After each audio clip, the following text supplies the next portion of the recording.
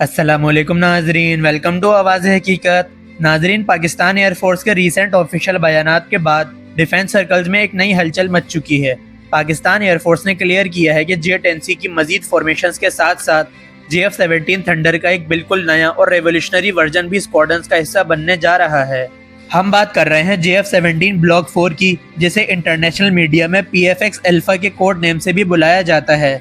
अगर हम aviation history पर नज़र डालें तो ब्लॉक 3 को एक टेम्पररी या ट्रांजिशनल अपग्रेड माना गया था, लेकिन ब्लॉक 4 इस पूरे फाइटर प्रोग्राम का फाइनल और सबसे डेंजरस एवोल्यूशन साबित होने वाला है। ये सिर्फ एक नॉर्मल फेसलिफ्ट नहीं है, बल्कि एयरफ्रेम और सिस्टम लेवल पर एक ऐसी कंप्लीट तब्दीली है जो पाक फ़ज़ाइया की ऑपरेशनल कैपेबिलिटीज़ को बिल्कुल नए दौर में एंटर कर देगी। इसका बेसिक मकसद 4+ जनरेशन के तमाम लेटेस्ट फीचर्स को एक ही प्लेटफॉर्म पर लाना है, जिससे ना सिर्फ एयरक्राफ्ट की सर्वाइवल कैपेबिलिटी बढ़ेगी बल्कि इसकी मल्टी रोल परफॉर्मेंस भी बेमिसाल हो जाएगी। इस प्रोजेक्ट का सबसे इम्पोर्टेंट पहलू इसका हाई टेक और लोकली डेवलप्ड नेटवर्क है। ब्लॉक 4 में फॉरेन डिपेंडेंसी को कम करने के लिए पाकिस्तान के अपने डिज़ाइन किए गए इलेक्ट्रॉनिक सिस्टम्स को प्रायोरिटी दी जा रही है। इसमें local integrated Acer radar, next generation avionics, smart cockpit display और डिजिटल वार्निंग सेंसर शामिल किए जाएंगे। ये सेल्फ रिलायंस पाकिस्तान की एरोस्पेस इंडस्ट्री के लिए एक बहुत बड़ा माइलस्टोन साबित होगी।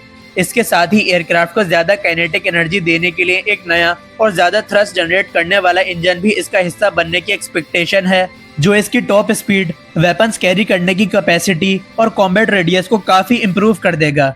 यही मॉडर्न डिज़ाइन स्ट्रक्चर फ्यूचर में पुराने थंडर एयरक्राफ्ट के मिड लाइफ अपग्रेड यानी MLU की फाउंडेशन भी बनेगा, जिससे पूरा फ्लीट इक्वली मॉडर्न हो जाएगा। नाजरीन, अगर JF-17 थंडर ब्लॉक 4 की कुछ ऐसी सीक्रेट और रेवोल्यूशनरी कैपेबिलिटीज़ की बात की जाए जो इसे गेम चेंजर बनाती हैं, तो वो इसका AI बेस्ड कॉकपिट और 5th generation data link system है।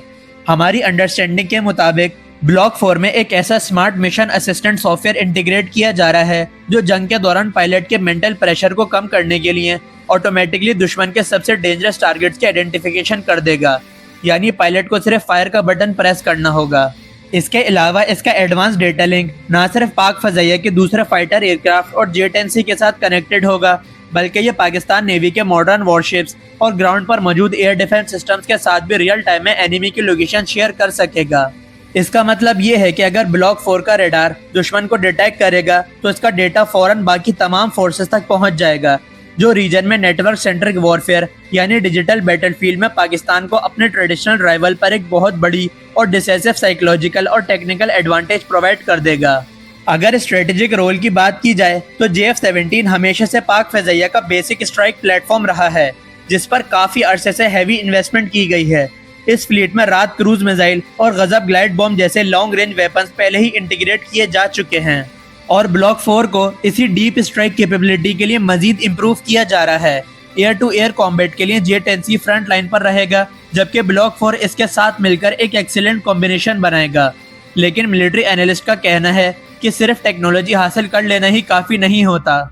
इस नए प्लेटफॉर्म का फुल एडवांटेज लेने के लिए पाकिस्तान को अपनी research and development, simulators, modern maintenance network और ग्राउंड सपोर्ट इंफ्रास्ट्रक्चर पर भी मजीद हैवी इन्वेस्टमेंट जारी रखनी होगी, क्योंकि मॉडर्न एयर वॉरफेयर सिर्फ अच्छे एयरक्राफ्ट से नहीं बल्कि एक स्ट्रॉन्ग सपोर्ट इकोसिस्टम से जीती जाती है।